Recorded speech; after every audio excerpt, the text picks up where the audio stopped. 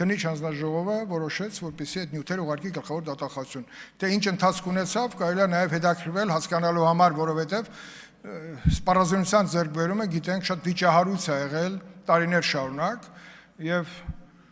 Դավիթ Գալստյանի մասին բոլորս էլ հայտնի է, լսել ենք, հետևում ենք, ուսումնասիրում ենք եւ կարծում եմ, որ բոլոր տված վնասը մեր անվտանգային համակարգին, ով որ տվել է վնաս, պետք է պատժվի օր առաջ։ Ունեք արձագանք, համեցեք։ Պարոն Քոչարյան, Արշակ Կարապետյանի ամենագությանը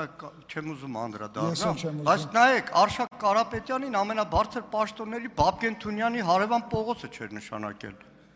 Բաբկեն Թունյանի կողքին էր նշանակել։ Այսինքն հիմա այնիչում որ մեղադրում են Արշակ Կարապետյանին, դրանից հետո Արշակ Կարապետյանին նշանակել են ավելի բարձր պաշտպանության նախարարի պաշտոնին։ Հիմա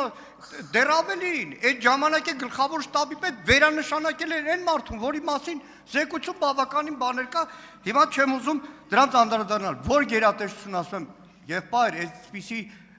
արձանագրումներ կա, ասում զեկույցը չենք ստացել։ Հիմա հասանելիությունը մեկ բան է, իսկ պարտադիր ուղարկելը մեկ բան։ Տիկին Սարգսյան, Քոչարյան Անդրանիկին չլսեք գաղտնալսումների հարցով եւ առողջ մրցակցության մեջ խնդրում եմ ԱԾ-ի հետ չմտնեք։ ԱԾ-ի գաղտնալսումները այսենց հայ ժողովրդին արդեն կերակրել են։ Հերիքա։ Խնդրում եմ դուք մնացած կարևոր գործերով զբաղվեք։ Ես մի հատ արձագանքեմ, եթե թույլ տաք։ Գաղտնալսումների մասին օրենք կան թումած։ Դուք ասում եք օրենք խախտենք։ Չեղա, պարոն Մանուկյան, դուք միշտ օրինապաշտ մարդ եք եղել, խեք դες բանանում, չի կարելի այդպես։ Պարբերաբար։